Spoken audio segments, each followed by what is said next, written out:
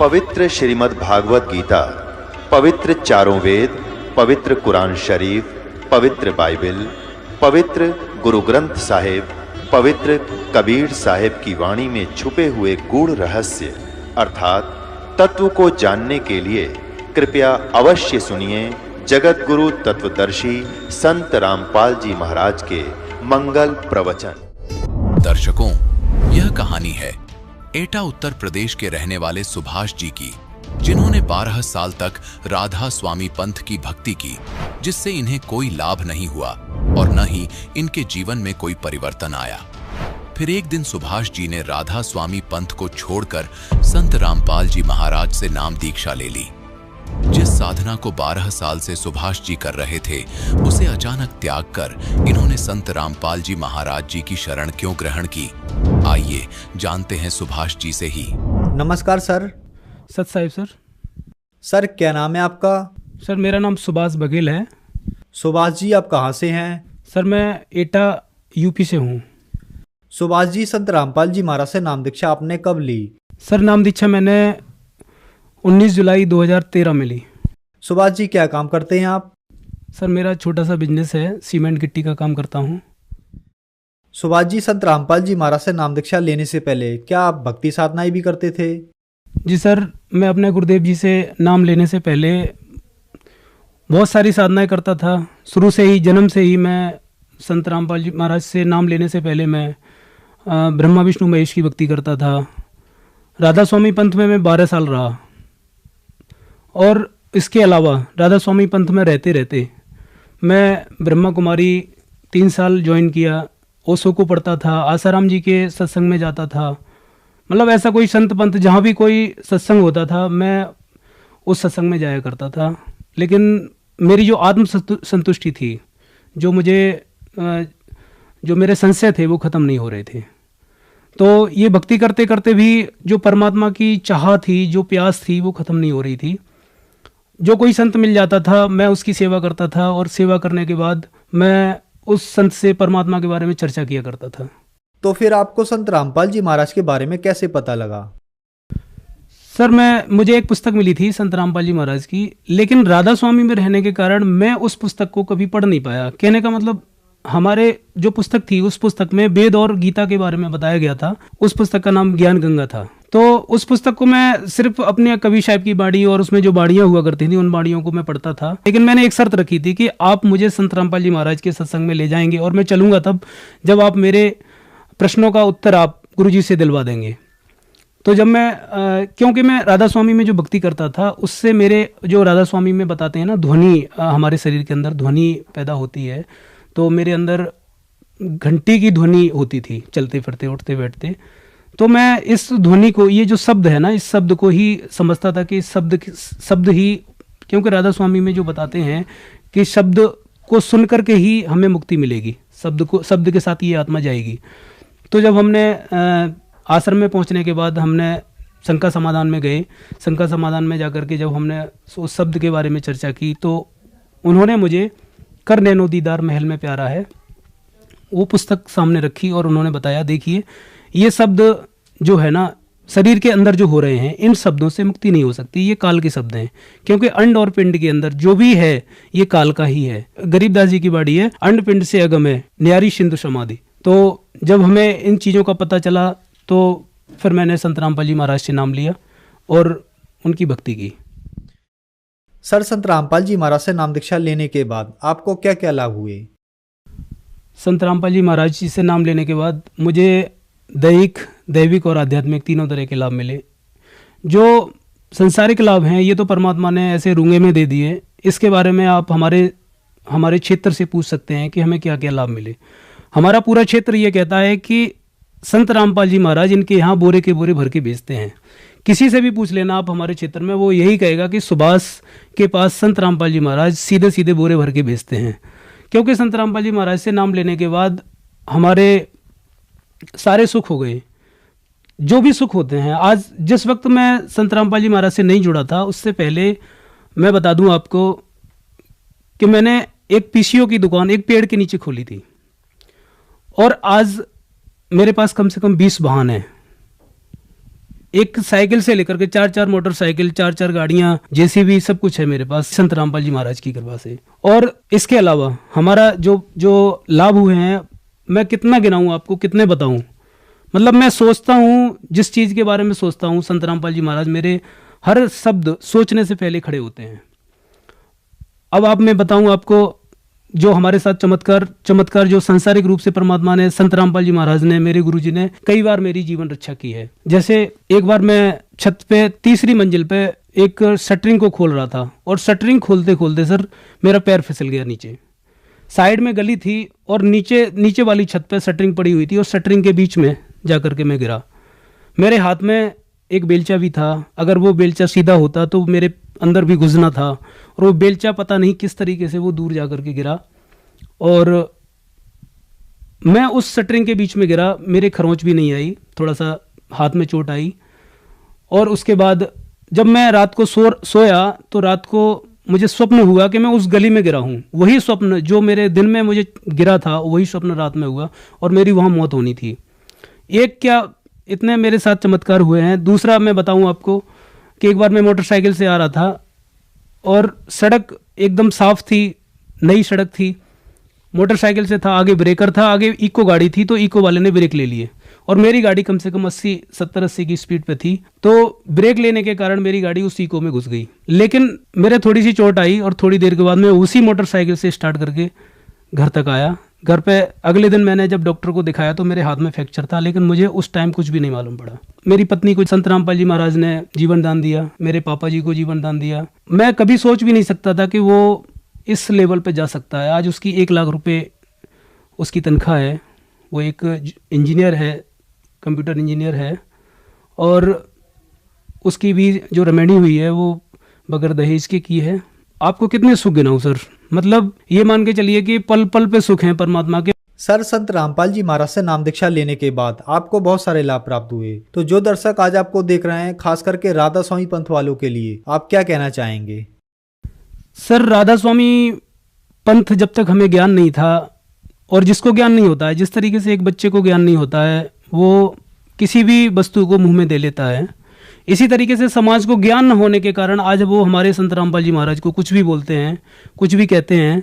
लेकिन मुझे उसका बुरा नहीं लगता, क्योंकि हीरा है ना, जो कीमती होता है वो सबके लिए होता है। अगर उसकी कीमत, चाहे ये लोग कीचड़ डालते हैं या कुछ भी डालते हैं, उसको अगर बाजार में जिस दिन जौहरी उसको देखेगा, कितनी भी कीचड़ डाल दो, लेकिन जौहरी जिस दिन उस हीरे को लेगा, उसका मोल 1 रुपया कम नहीं होगा।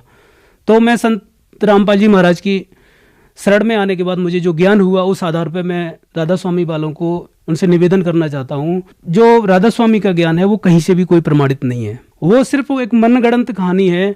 मैं एक लाभ और बताऊं आपको कि मैं राधा स्वामी में 12 साल रहने के बाद मेरे कान रुंध गए थे। डॉक्टर ने पता नहीं क्या क्या बोल दिया था कि ये इसकी तो बहुत लंबी दवाई चलनी है, ये तो बहुत बड़ा इन्फेक्शन हुआ है। कान बंद कर करके हम 2.5 घंटे बैठते थे सुबह शाम, तो जो हमारे कान बंद हो गए थे। संत रामपाल जी महाराज से नाम दीक्षा लेने के बाद मेरे कान पूरी तरीके से ठीक हुए। तो मैं राधा स्वामी वालों को ये बताना चाहता हूँ, मेरे 50% रिश्तेदार जो हैं वो राधा स्वामी पंथ में हैं। मैं उन सबको ये संदेश देना चाहता हूँ, देखिए जो ये ज्ञान है कहीं से भी कोई प्रमाणित नहीं है। जिस ज्ञान का कोई प्रमाण नहीं है वो ज्ञान सत्य हो ही नहीं सकता, और उससे कोई लाभ नहीं हो सकते। आज वो लोग दुखी हैं जो संत रामपाल जी महाराज की आलोचना करते थे या उनके खिलाफ है या उनसे नाम नहीं लेना चाहते हैं। तो मैं उनको यही निवेदन करना चाहता हूँ कि वो लोग कम से कम सत्संग सुने और समझें और अपने शास्त्रों से मिलाएं, अपने महापुरुष जो ज्ञान को बोल के गए हैं उनसे मिलान करके संत रामपाल जी की महाराज की शरण में आए। सर, आप ब्रह्मा कुमारी पंथ में गए, फिर आप राधा स्वामी पंथ में आए, और एक लंबे अरसे तक आप राधा स्वामी पंथ में रहे। फिर आपने संत रामपाल जी महाराज को अपना गुरु बनाया, मतलब कि गुरु बदला। सर कहते हैं कि गुरु नहीं बदलना चाहिए, गुरु बदलना पाप है, गलत है, तो क्या आपने ठीक किया? सर, मेन चीज ये है कि इस चीज को हम नहीं मानते, क्योंकि कबीर साहब की वाणी कहती है कि जब तक गुरु मिले नहीं साचा, तब तक गुरु करो 10 पाचा। आप एक बात बताइए, अगर हम कोई रोग हो जाता है, अगर किसी एक डॉक्टर से ठीक नहीं होता है तो हम 10 डॉक्टरों के पास जाते हैं।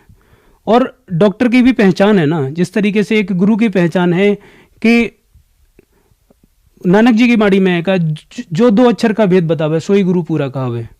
तो आज तक किसी भी गुरु ने 2 अक्षर का भेद नहीं बताया कि वो 2 अक्षर कौन से हैं। गीता अध्याय 4 के 34 में कहा है कि उस तत्वदर्शी संत की खोज करो। ठीक है, उस तत्वदर्शी संत की खोज करो। और अध्याय 15 के पहले, दूसरे, तीसरे में कहा है कि जो उल्टे लटके हुए वृक्ष को जड़ तना शाखा सहित बता देगा वो होगा पूर्ण संत। लेकिन आज तक किसी ने इस चीज के बारे में नहीं बताया। तो एक संत की पहचान है, एक काला कोट पहनने वाला वकील नहीं हो सकता सर, एक सफेद शर्ट पहनने वाला डॉक्टर नहीं हो सकता। डॉक्टर वो है जो दर्द और दवा जानता है, एक वकील वो है जो संविधान जानता है, एक सदगुरु वो है जो शास्त्रों को जानता है, जो जिसका ज्ञान शास्त्रों से मिलता है और सभी महापुरुषों से मिलता है, उसको हम पूर्ण संत कह सकते हैं। सर, पूर्ण संत संत रामपाल जी महाराज से नाम दीक्षा कैसे ले सकते हैं? सर, संत रामपाल जी महाराज से नाम दीक्षा लेने के लिए बहुत सारे ऑप्शन हैं। आप बहुत सारे चैनल पे सत्संग आता है जिस पे एक पट्टी चलती है, उस पट्टी पे नंबर लिखे होते हैं, उन नंबरों पे फ़ोन करके भी आप नाम दीक्षा ले सकते हैं।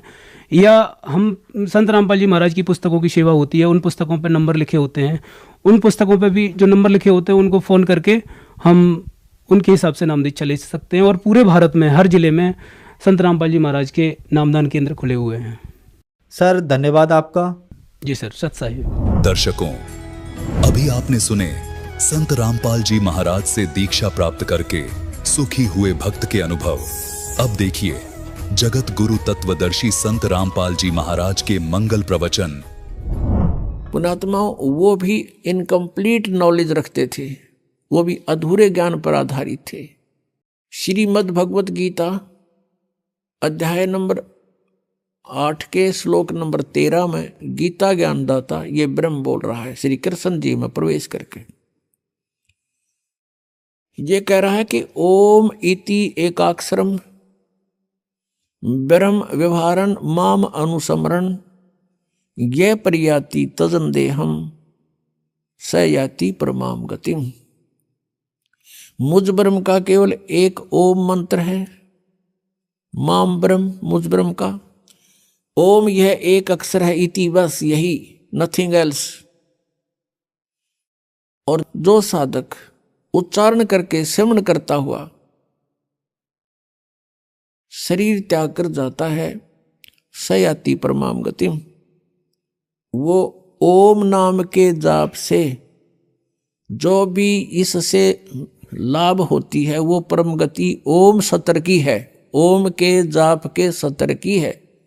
गीता जी अध्याय नंबर 8 के श्लोक नंबर 13 में कहा कि ओम ब्रह्म का जाप है और ब्रह्म के जाप से ब्रह्मलोक प्राप्त होता है।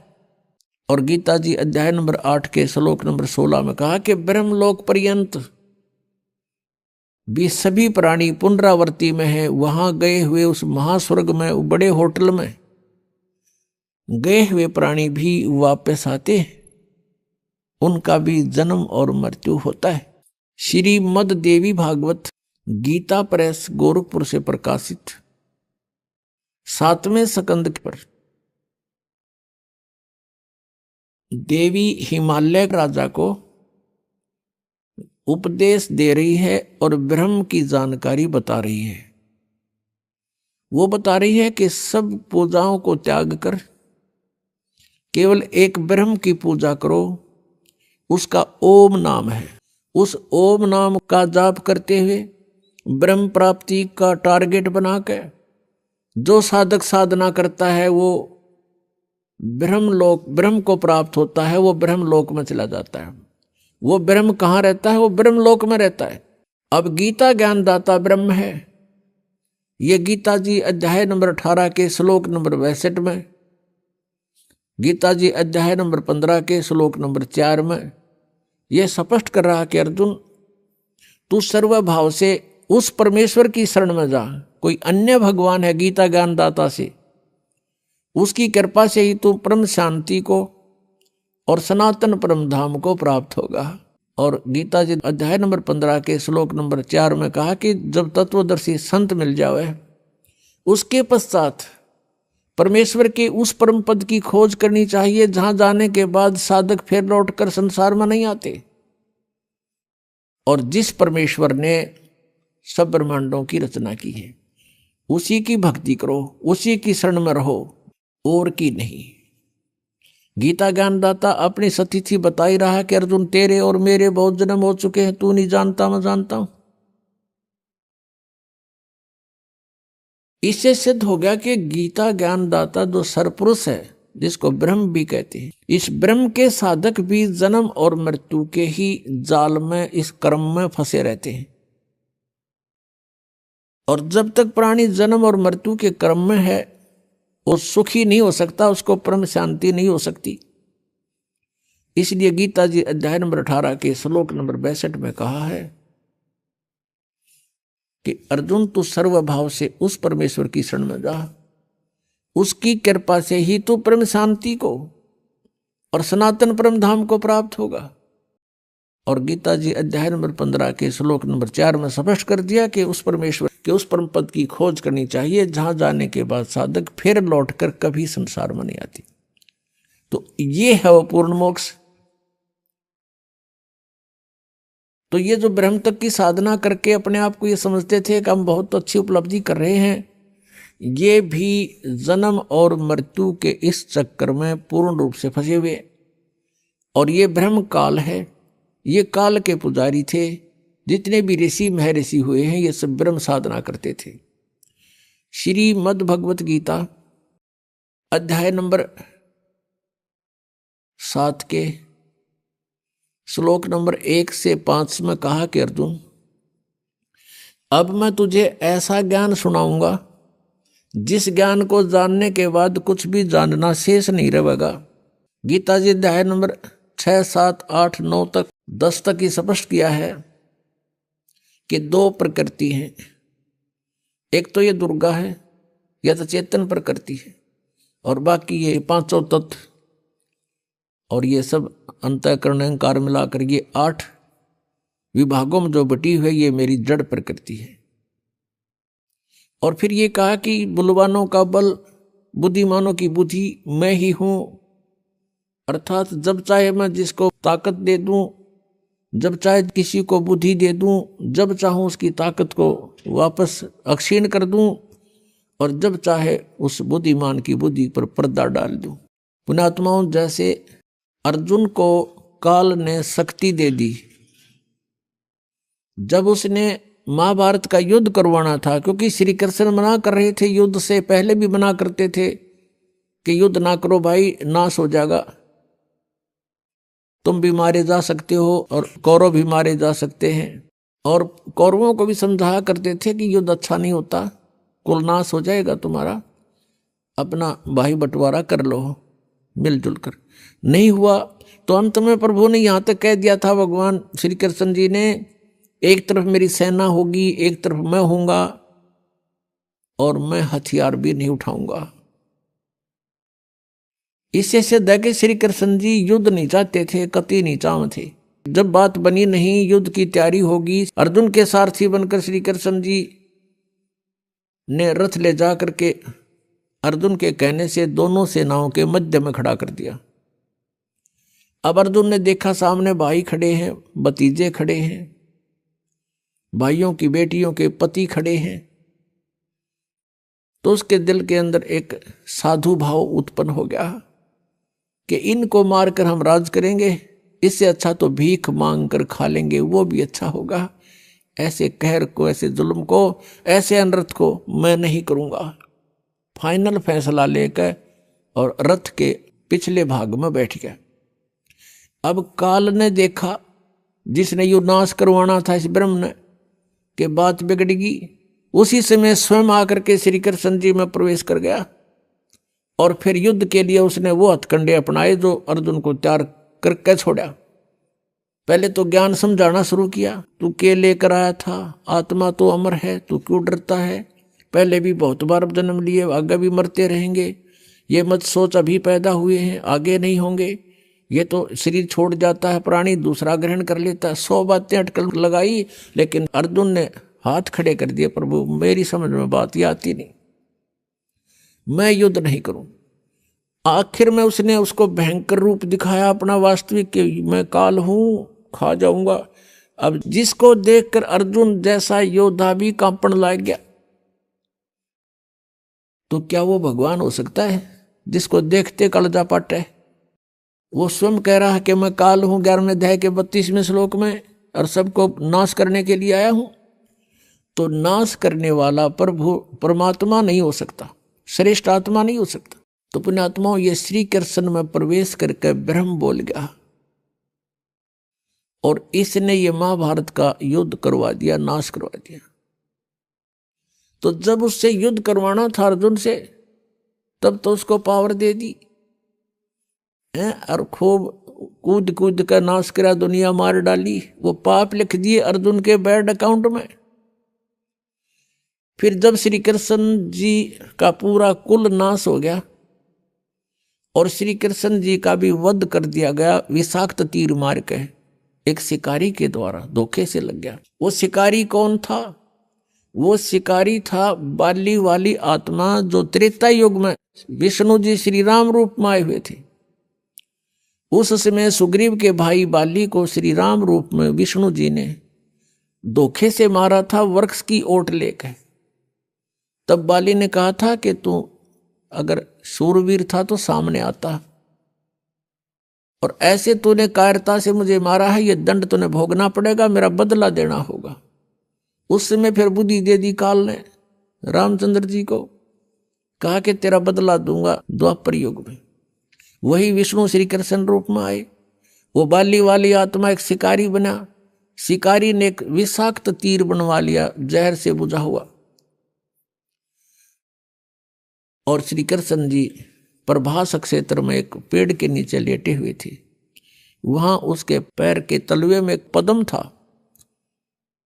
उस पद्म की बहुत चमक होती है, जैसे दिन के समय में 100 वाट का बल्ब जग रहा हो और उसकी टिमटिमाती सी रोशनी चमक दिखाई देती है। ऐसे वृक्ष के झुरमटों के बीच से उस शिकारी ने देखा कि कोई मृग बैठा है, लगता है उसकी आंखें चस रही है, और वो थे भगवान श्री कृष्ण जी के पैर में लगा हुआ पद्म।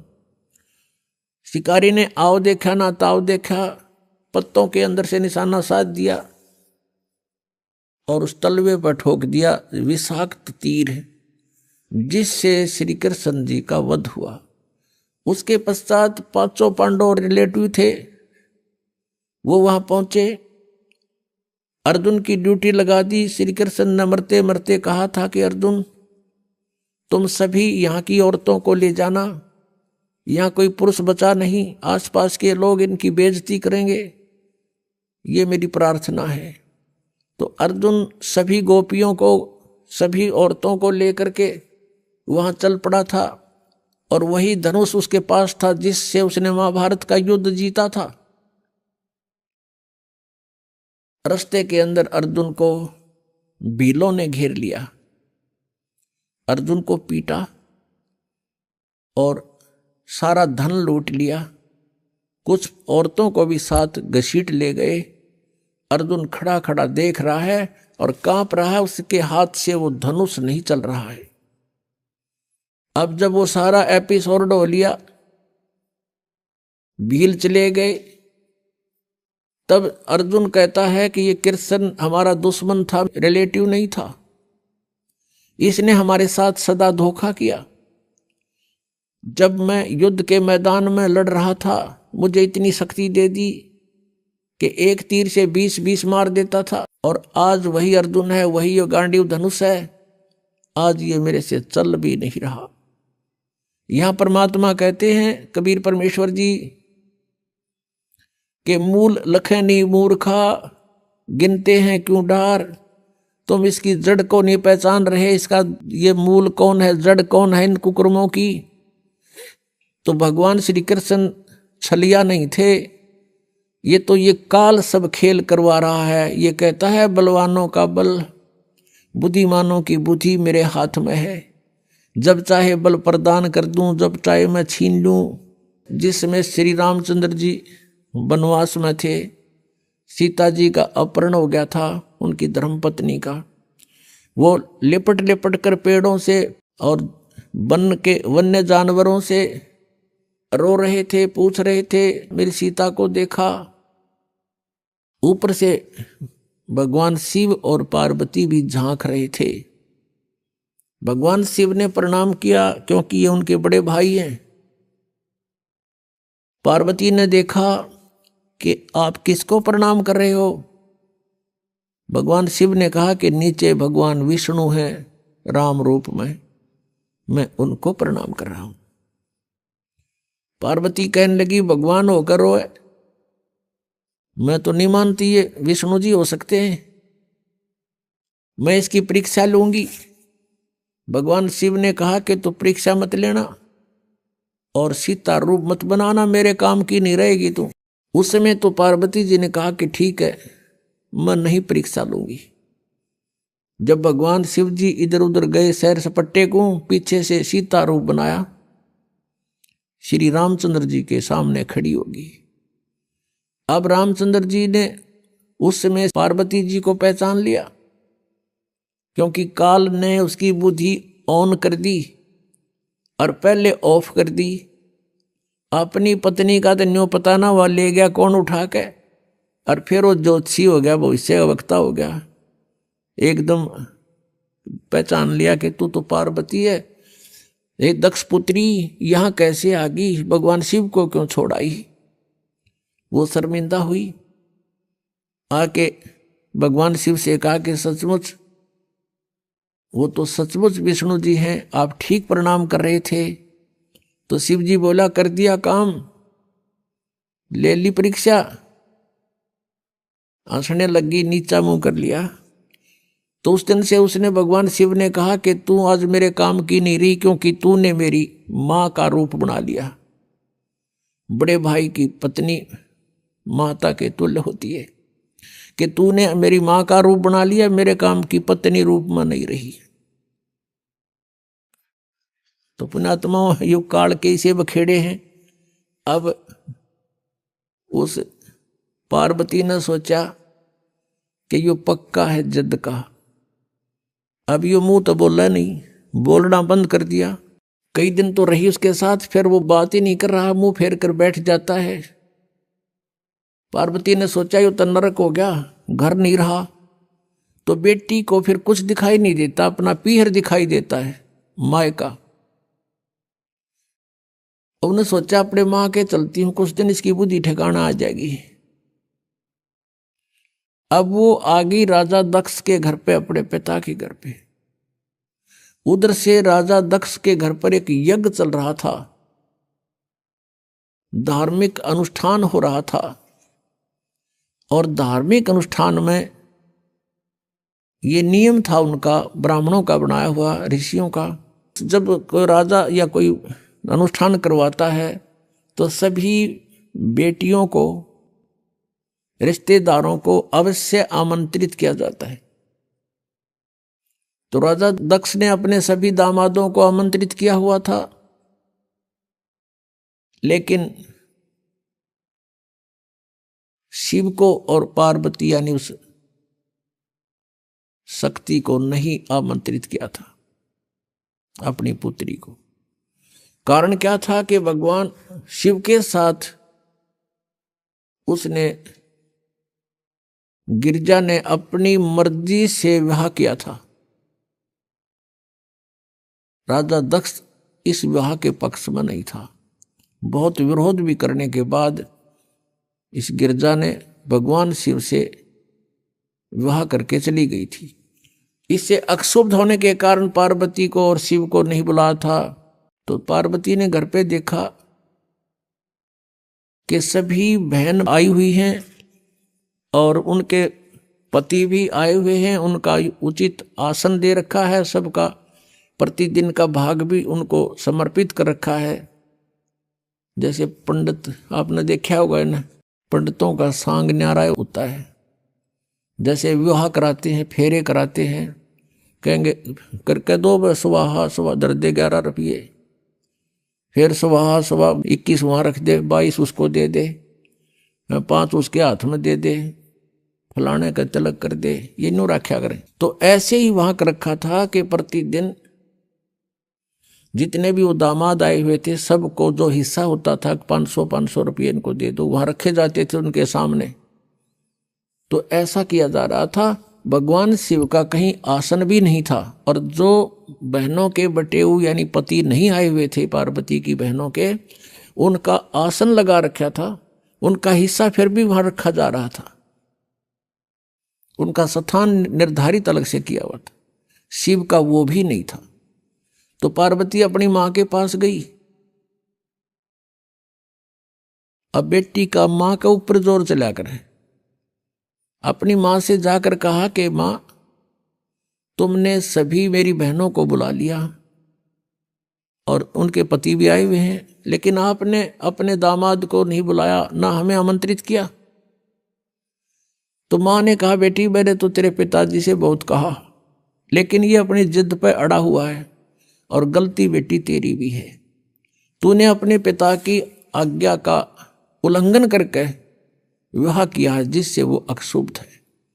ना तो मेरी वो मानता और ना मेरी तू मानती, मेरा आगे जिक्र मत कर। अब पार्वती को बड़ा दुख हुआ।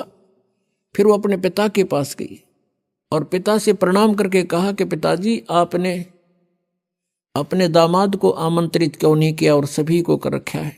राजा दक्ष ने कहा कि तेरे को किसने बुलाया है, तू आई क्यों यहाँ पर, बिना बुलाए नहीं आना चाहिए था तुझे, तूने अपनी मर्जी से ये सारा काम किया है, मैं उसके दर्शन भी नहीं करना चाहता।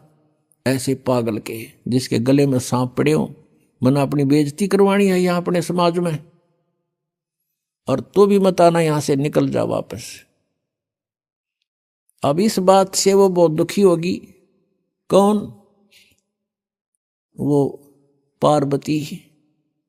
उसने देख लिया कि ना शिव जी वहां मेरा ठिकाना रहा, यहां पिताजी ने धिक्कार दिया मुझे, तो अब और कोई विकल्प नहीं रहा। अब उसने गुस्सा आ गया कि मैं तेरे यज्ञ कराती हूं सफल। उस हवन कुंड में ये क्या करा करते ये ब्राह्मण लोग। ब्राह्मण का अर्थ कोई जाति विशेष नहीं, जो गुरु पद प्राप्त है उसको ब्राह्मण कहते हैं।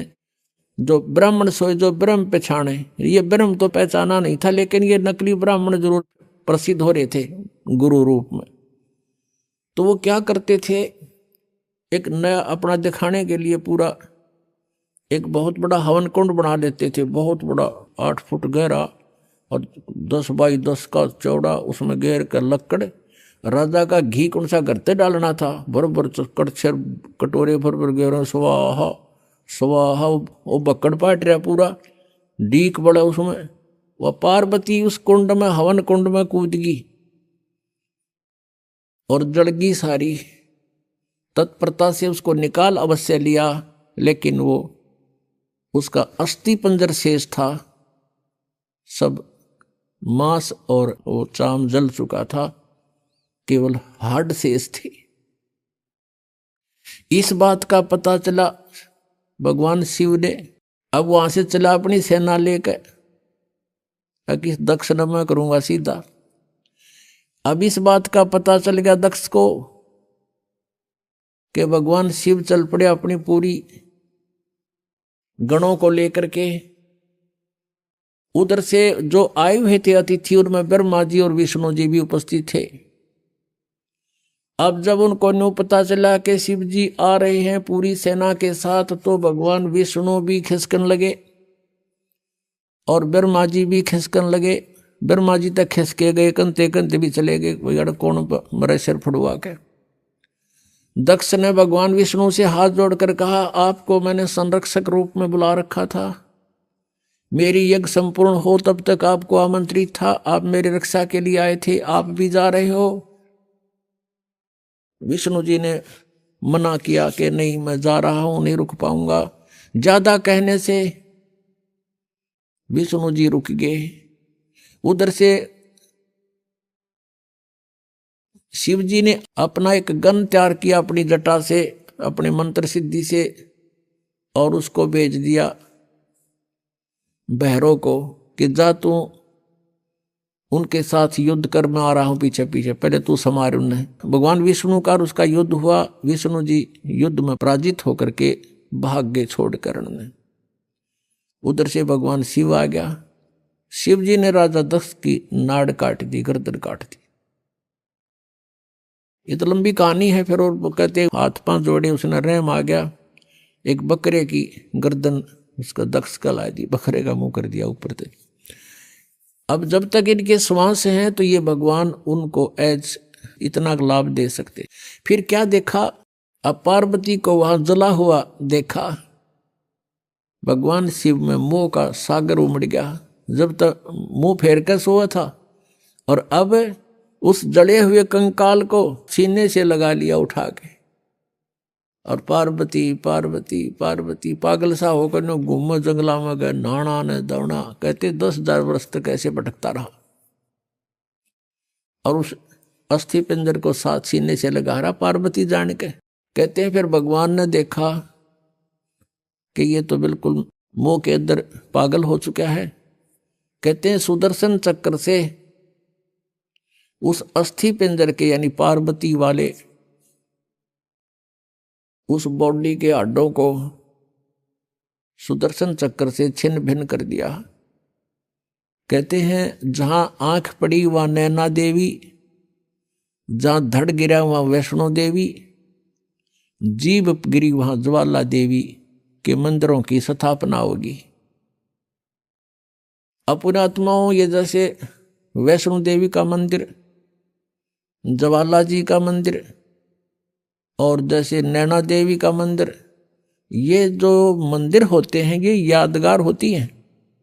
ये यादगार बनाई गई थी कि जो इतिहास है पुराणों में, आने वाले समय में कोई इनको झूठा ना कह दे, इसलिए वो यादगार बनाई गई थी, छोटी छोटी मंडी सी। और वहां पर पुजारी बैठा दिए गए थे, आसपास के लोगों के द्वारा एक पैसा इकट्ठा करके उनको वहां एक नौकरी के तौर पर छोड़ दिया था कि तुम आने वालों को यहाँ कोई दर्शनार्थ आवत इतिहास बताना कि ये मंदिर ऐसे बना है। बस इतना काम था उस पुजारी का। फिर समय बदलता चला गया, उसको किसी ने पैसे देने बंद कर दिए, तो उसने फिर वहाँ चढ़वाना शुरू कर दिया कि भाई आए हो तो दान भी करो। ऐसे फिर पीढ़ी दर पीढ़ी चल करके तो वहाँ इस प्रकार दक्षिणा का भी एक रिवाज बन गया। वास्तव में ये सिर्फ इतना ही काम है कि ये यहाँ ऐसी घटनाएं घटी थी। तो पुण्यात्माओं आगे चलते हैं, इसी कथा को पूरा करते हैं। अब प्रसंग चल रहा है कि भजन करो उस रबदा जो दाता है कुल सबका। जैसे हम श्री ब्रह्मा जी, श्री विष्णु जी, श्री शिव जी की पूजाएं करते हैं तो इन भगवानों की सतिथि इस ज्ञान से पता चलेगा। अब क्या होता है कि जब भगवान शिव ने देखा कि अस्थि पिंजर भी नहीं रहा तेरे पास, फिर उसका मोह भंग हो गया। मोह भंग हुआ तो उसने जो सोचा कि ये हालत मेरी किस कारण से हुई, उसने अपनी सूझबूझ से ये ढूंढा, इसका कारण खोजा कि भी मैंने विवाह करवाया और पत्नी पर विश्वास किया, मेरी पत्नी ने मेरे से विश्वासघात किया, मेरे से पीछे से जाकर के एक परपुरुष से इसने बात की और अन्य रूप धारण कर लिया। ये कुछ भी कर सकती थी, जिस कारण से वो अक्षुब्ध हो गया और उससे बात करनी बंद कर दी कि मैं तेरे ऊपर बहुत विश्वास करता था, तू भी विश्वासघातन निकली, तो मैं किस पे विश्वास करूं। इस निष्कर्ष से भगवान शिव ने सोचा कि मैंने विवाह करवाया तो पत्नी में मोह हुआ और पत्नी बेवफा निकली। अब ऐसा यत्न करूं कि मेरे अंदर ये काम वासना समाप्त हो जाए, जिस कारण से मुझे विवाह की आवश्यकता पड़ी। इसका मूल नाश करने के लिए वासना का भगवान शिव ने कहते हैं 88,000 वर्ष तक घोर तप किया और कहते हैं ये काल ये चाहता है कि कोई भी यहां प्राणी विवाह के बिना ना रहे, यानी वासनाओं को कोई कंट्रोल ना कर ले, कहीं यहाँ पर फिर रिवाज पड़ जावे और संतानों उत्पत्ति ना करें। संतानों उत्पत्ति नहीं करेंगे तो मैं खाऊंगा कैसे, हम तो उसके बकरे और बकरियां हैं काल के। इसलिए उसका पूर्ण प्रयत्न रहता है, भरसक प्रयत्न रहता है कि कोई भी प्राणी वासना रहित ना हो जाए। अब उसने क्या किया, कामदेव को एक पुरुष रूप तैयार करके वहां भेज दिया। अपना आत्मा जैसे ऑल आउट होती है, ऑल आउट को कहीं लगा दिया जाओ घर के कमरे किसी कक्ष में, तो वहां मच्छर चक्कर काटना शुरू कर देते हैं, उसको ऐसे डगमगा जाते हैं, गिरने लग जाते हैं, उनके बस की बात नहीं होती। ऐसे एक देव है, उसके अंदर उसने ये गुण विशेष भर रखा काल ने, और वो जाकर के वहां बैठा दिया उसके आसपास। तो उसके कारण भी भगवान शिव जी में कोई अंतर नहीं हुआ, वो तप करता ही रहा। फिर उसने कामदेव ने अपनी पत्नी, उसका नाम रति है, उसको भेजा। वो बहुत खूबसूरत है, भगवान शिव के सामने डांस करने लगी। उसने सारा कुछ कर लिया, भगवान शिव पर कोई असर नहीं हुआ। और यहां तक कहते हैं कि भगवान शिव ने अपना तीसरा नेत्र खोल के और कामदेव को वहां नाश कर दिया, भस्म कर दिया। तो फिर ये सब काल के जाल हैं जो ब्रह्मा विष्णु महेश के भी समझ में नहीं आई थी ये बातें। भगवान शिव ने सोच लिया कि मैं अब वासना रहित हो गया, अब ना रहेगा बांस ना बजेगी बांसुरी, ऐसा काम कर दिया। वहां से चल पड़े, अपना आराम से विचरने लगे। अब काल ने सोचा भैया तो बात बिगड़ेगी, दूसरे और देखा ये ऐसे ही फिर बैठ जाएंगे हठ योग करने के लिए, यह तो बात बनी नहीं, कहीं औरों की भी रुचि ना हो जाए, हम भी भगवान शिव जी की तरह से वासना रहित होएं। क्योंकि सभी ऋषि महर्षि जब साधना की तरफ चलते हैं, ये पांचों विकार इनकी गुद्दी में आ बैठते हैं, पहले से अधिक प्रभावित हो जाते हैं। तो सभी ने ये चेष्टाएं की थी कि किसी ना किसी तरह पहले इन्हीं राक्षसों को नाश करें और फिर भक्ति करें। ये भी काल का जाल था, बिना ज्ञान के डले नहीं डोए। तो अब भगवान शिव जी की कथा को पूरा करते हैं, फिर ऋषियों को लेंगे। अब क्या हुआ, अब काल ने ब्रह्म ने सोचा ये और व्यक्ति नो सोच बैठेंगे ऋषि महर्षि, भगवान शिव ने तो कर दिया काम, ये तो वासना रहित हो गया और हम पीछे रह गए, कहीं वो भी जा समाधि लावें, इस तो पहला कर दूं काम। कुछ दिन के बाद शिव जी के अंदर प्रेरणा भर दी काल ने कि सुना है हमने कि जब सागर मंथन किया था उस समय विष निकला था, उस विष को मैंने पान कर लिया था, पी लिया था, जिस कारण से मैं अचेत हो गया था। और जो बताते हैं उसमें से अमृत निकला था या शराब निकली थी, दारू मदिरा, 2 कलश निकले थे। राक्षसों ने अमृत का कलश उठा लिया था और राक्षस यदि अमृत पी जाते तो अमर हो जाते। इसलिए भगवान विष्णु ने एक मोहिनी रूप बनाकर एक स्त्री का और राक्षसों में जाके डांस किया था।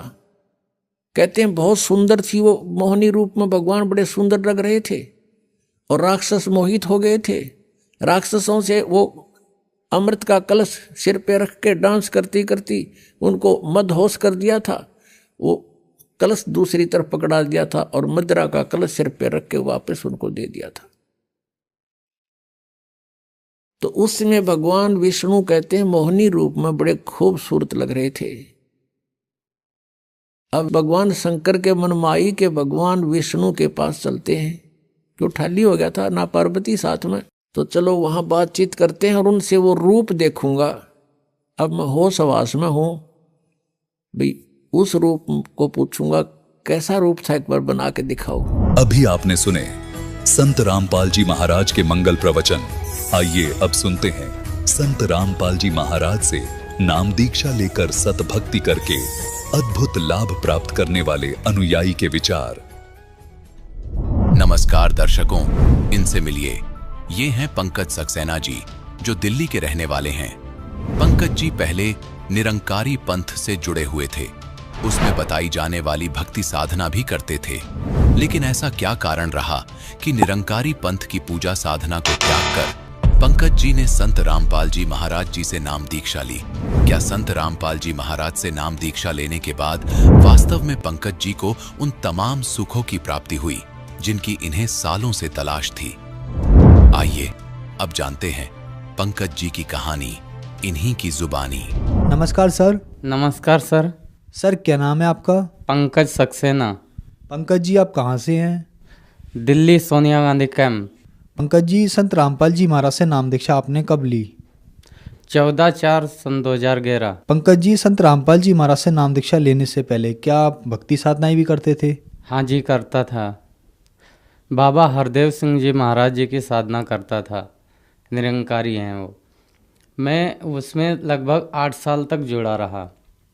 वहाँ मैं काफ़ी उसमें भक्ति करता रहा, लेकिन मुझे कोई लाभ भी नहीं हुए। सेवादार भी बन गया, लेकिन मुझे शारीरिक समस्याएं थी, जैसे कमर में दर्द होना, वो मेरा ठीक नहीं हो पा रहा था। वहाँ पे मैं ये सेवा करता था कि जैसे एक वर्दी मिलती थी पुलिस वालों की जैसी, वो पहन के मैं वहाँ पे जैसे सब भक्तों की सेवा करना, पंडाल को इधर उधर मैट बिछाना और आने जाने के लिए यही सब सेवा में करते थे। भंडारा में और जैसे लंगड़ की यही सेवा करते थे वहाँ। फिर हम उसके बाद आशुतोष एक महाराज हैं, उनसे मैंने नाम दीक्षा उपदेश लिया। हमने इससे लाभ मिल जाएगा। उन्होंने बताया कि बिना बजाए निश्चिंत बाजे घंटा शंख नगाड़ी रे। उन्होंने कहा परमात्मा तुम्हारे शरीर के अंदर ही दिखा देंगे। हमने कहा अच्छा ठीक है भाई दिखा दो।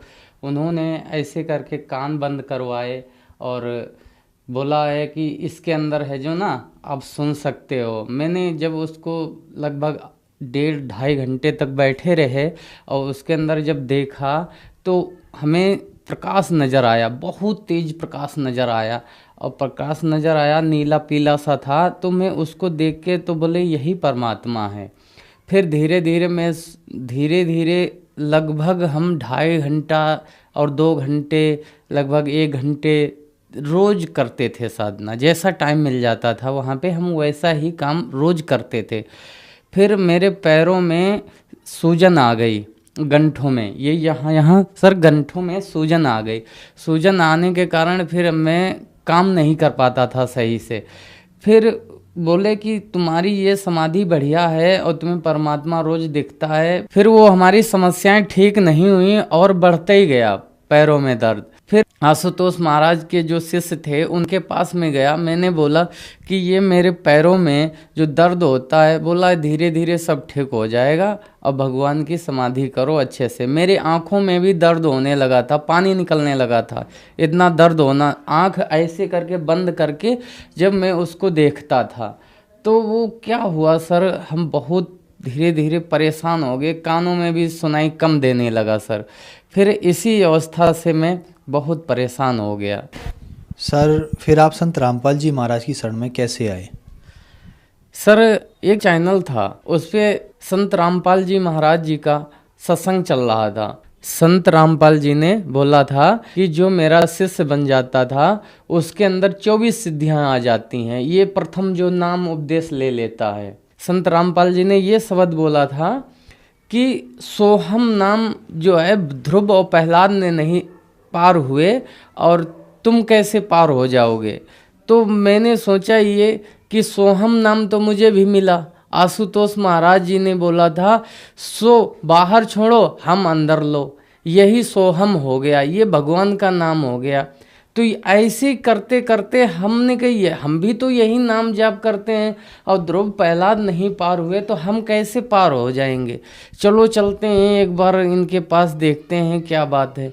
फिर धीरे धीरे 1-2 बार सत्संग सुना। फिर देखा क्या चैनल पर ब्रह्मा विष्णु महेश को संत रामपाल जी बोल रहे हैं कि वो अजय अमर अविनाशी नहीं है, वो भी नाशवान है, वो भी मतलब पूजा के योग्य नहीं है, पूर्ण परमात्मा नहीं है जो वो तुम्हारे संकटों का निवारण करें।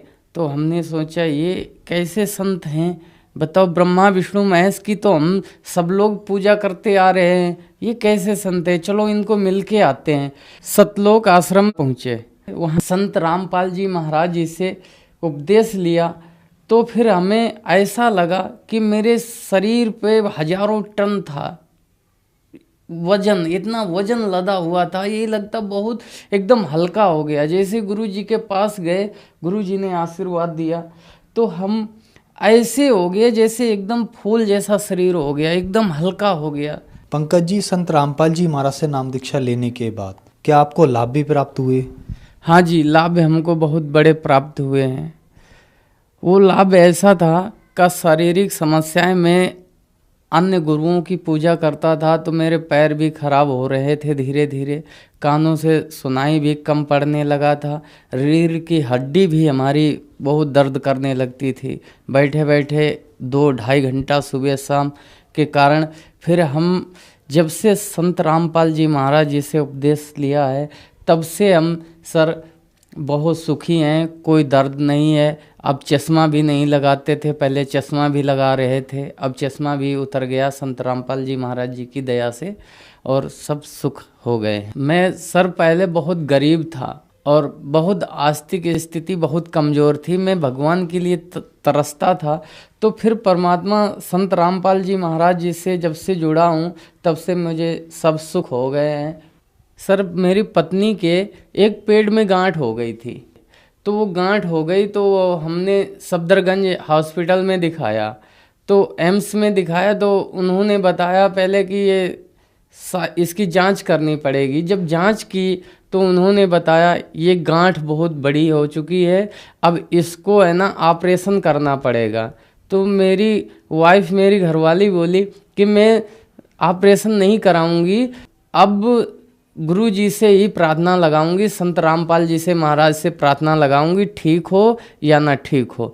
तो उन्होंने प्रार्थना लगाई तो उधर से आदेश आया कि मालिक दया करेंगे, तो मालिक दया करेंगे, ठीक है। उसके काफ़ी लगभग 1-1.5 महीने के बाद में तो वो गांठ है ना पता ही नहीं चला कहाँ गई, अब वो एकदम ठीक है, स्वस्थ है, बिना ऑपरेशन से संत रामपाल जी महाराज की दया से ठीक हो गया है। पंकज जी, जैसा कि आपने बताया आप निरंकारी पंथ में 8 साल तक रहे, वहाँ सेवादार भी रहे, फिर आप आशुतोष जी महाराज के पास गए, वहाँ भी आप 5 साल रहे, आपने इतनी मेडिटेशन किया कि आपका शरीर भी खराब हो गया, आप भगवान पाना चाहते थे। तो भगवान क्यों पाना चाहते थे आप? भगवान हम इसलिए पाना चाहते थे, हम बचपन में राम कृष्ण की मेरे गांव में लीला हुआ करती थी, तो देखते थे वहाँ पे कृष्ण जी के गुरुजी दुर्वासा ऋषि बनते थे, तो ये भगवान थे, कृष्ण भगवान थे, इनको गुरु बनाने की ज़रूरत है तो हमें क्यों नहीं पड़ेगी, हम तो कतई घास पूरा है, तो हमें पहले गुरु बनाने की ज़रूरत। तब से मुझे गुरु बनाने की अंदर से बहुत तगड़ी प्रेरणा जाग पड़ी। तो मुझे गांव में ही निरंकारी मिल गए गुरुजी, पहले निरंकारी को गुरुजी बनाया, फिर आशुतोष को गुरु जी बनाया, फिर हमने जब पूर्ण परमात्मा संत रामपाल जी महाराज जी को देखा जाना तब जाके हमें संतुष्टि मिली, अब हमें कोई गुरु बनाने की ज़रूरत नहीं है।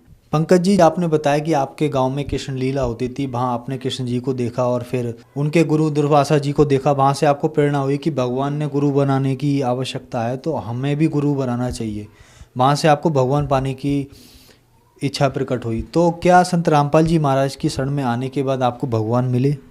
हाँ जी सर, भगवान हमें मिल गए सर, ऐसे भगवान मिले कि ये पूर्ण परमात्मा है, ये शास्त्र अनुसार भक्ति है, ये शास्त्र विधि, ये गुरु जी है ना हमारे जो पूर्ण परमात्मा है, ये हमको पढ़ पढ़ के सुनाते हैं। पूर्ण गुरु जो होता शास्त्रों का ज्ञान कराता है। जो निरंकारी थे ये जो मन मर्जी का नाम देते थे, जो शास्त्रों में कहीं प्रमाण नहीं है।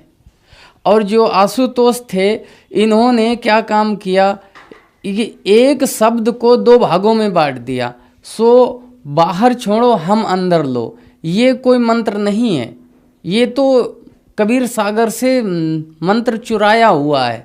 सतनाम तो कोई और है, वो गुरुजी संत रामपाल ही महाराज ही बता सकते हैं उसके बारे में, और कोई इस पृथ्वी पे नहीं बता सकता है। पंकज जी, निरंकारी पंथ में आप 8 साल तक रहे, आशुतोष जी महाराज से आपने 5 साल तक भक्ति साधना की, लगभग 13 साल तक आप गुरुओं की शरण में रहे, फिर आप इन सब को छोड़कर संत रामपाल जी महाराज के शरण में आए। समाज में एक धारणा ये भी है कि कहते हैं कि गुरु नहीं बदलना चाहिए, लेकिन फिर भी आपने गुरु बदला। क्या आपने अपने हिसाब से ठीक किया? हाँ जी सर, हमने अपने हिसाब से ठीक किया। शास्त्रों में प्रमाण है, जब तक गुरु मिले ही नहीं साचा, जब तक गुरु करो 10 20 50। यानी कि सच्चा गुरु जब तक ना मिले तब तक गुरु चेंज करते रहो, कोई इसका वो नहीं है, पाप नहीं लगता है। अब हमें कोई गुरु बनाने की ज़रूरत नहीं है। पूर्ण परमात्मा संत रामपाल जी महाराज गुरु हैं मेरे। सर, जैसा कि आपने बताया कि आपको अब सच्चा गुरु मिल गया, तो क्या पहले जो आप भक्ति साधना करते थे, जैसे आशुतोष जी महाराज हैं या निरंकारी पंथ हैं, बाबा हरदेव सिंह जी हैं, क्या ये सच्चे गुरु नहीं थे? ये झूठे गुरु हैं। आप कैसे कह सकते हैं कि ये झूठे गुरु हैं? हम ऐसे कह सकते हैं, ये शास्त्र के अनुसार साधना नहीं बताते हैं, ये शास्त्र के अलग बताते हैं। जैसे एक साइकिल का पहिया हो और साइकिल का पहिया एक लेके चलोगे, गाड़ी कैसे चलेगी? साइकिल के दोनों पहिए ज्वाइंट करके तभी चलेगा। वो सतनाम के बारे में परमात्मा संत रामपाल जी ही बताते हैं। और ये तो खाली एक उसका चुरा लिया नाम और उसी को तोड़ के आधा अंदर आधा बाहर बोलते हैं, तो ये गलत है। ये भगवान के दोषी बन रहे हैं। पंकज जी, क्या आप नशा वगैरह भी करते थे? हाँ जी सर, मैं नशा करता था। मैं बीड़ी पीता था और तम्बाकू भी खाता था। कभी कभी रिश्तेदार आ जाते थे घर पे तो मैं दारू भी पी लेता था। तो ये सब मैं साधना करते हुए, सब कुछ करते हुए मेरा छूट नहीं रहा था। मैं कई बार कसम तक खा चुका, सतगुरु निरंकारी, मैं ये बोलता था कि मेरी ये तम्बाकू छूट जाए, फिर भी नहीं छूटती थी। फिर भी मैं चुरा चुरा के खा लेता था। लेकिन वो मंत्र जाप करते थे निरंकारी वाला कि उससे भी नहीं मेरा छूटता था। जैसे निरंकारी में बताते हैं, तू ही निरंकार में तेरी शरणा मैनो बख्श लो। ये कहीं शास्त्रों के अंदर प्रमाण नहीं है। ये जो मंत्र हमें बताया गया था कि कहते थे तू ही निरंकार में तेरी शरणा मैनो बख्श लो, ये तो एक तरीके की भगवान की वो आराधना है। सर, जैसा कि आपने बताया कि आप निरंकारी पंथ में थे और नशा छोड़ना चाहते थे लेकिन नशा नहीं छोड़ पाते थे, तो क्या निरंकारी पंथ में नशा करना अलाउ था? हाँ जी, अलाउ था। उसमें मांस खाना भी अलाउ है। कहते हैं खान पान सब तन के खातिर, रूह से कोई संबंध नहीं। उसमें मांस भी खा सकते हो और नशा भी कर सकते हो। वहाँ नहीं कर सकते हो जहाँ सत्संग चलता हो, बाद में सब कुछ कर सकते हो। तो मैं ये सोचा कि ये नशा करते हैं और सब दूसरे का मांस भी खाते हैं, ये कैसे भगवान की प्राप्ति कराएंगे? तभी मैंने छोड़ दिया उसको। सर, क्या संत रामपाल जी महाराज के शरण में आने के बाद आपका ये नशा वगैरह छूट गया? हाँ जी सर, संत रामपाल जी महाराज जी से मैंने जैसे उपदेश लिया, उपदेश लेने के बाद बताया गया कि ये तुम्हें नहीं करना है, तो मैं सोचा कि भाई हम तो बहुत कोशिश किया छूटने की, लेकिन छूट नहीं पा रहा है, अब कोशिश करता हूँ। तो भगत जी बोले हाँ कोशिश करना, खाना मत। हमने ठीक है। संत रामपाल जी महाराज जी से उपदेश लिया। जैसे मेरा मन कर रहा था खाने के लिए, मैंने प्रथम मंत्र जब करना स्टार्ट कर देते थे तो वो नशा तो मुझे पास में भी नहीं आता था। आज कोई जुगर बीड़ी या तम्बाकू खा के मेरे पास मुझे बदबू आने लगती थी। पहले वो अच्छी लगती थी, अब बदबू आती है सर। अब ऐसे ऐसे मेरा नशा बिल्कुल छूट गया। धन्यवाद सर। धन्यवाद सर।